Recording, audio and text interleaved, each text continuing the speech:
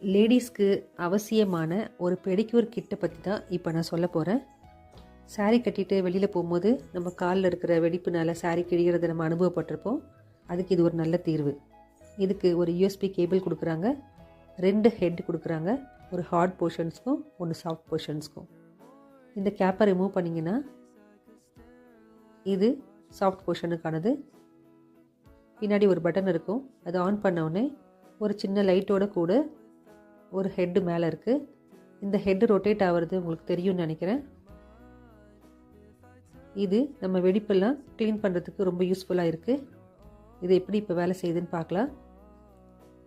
இப்போ இதை ஆன் பண்ணோடனே அந்த ரொட்டேட் ஆகிற போர்ஷனை நம்ம எந்த இடத்துல வெடிப்பு இருக்கோ அங்கே வச்சோன்னா அந்த மேலே இருக்கிற அந்த வெடிப்போட எல்லா பகுதியையும் அது க்ளீன் பண்ணுது.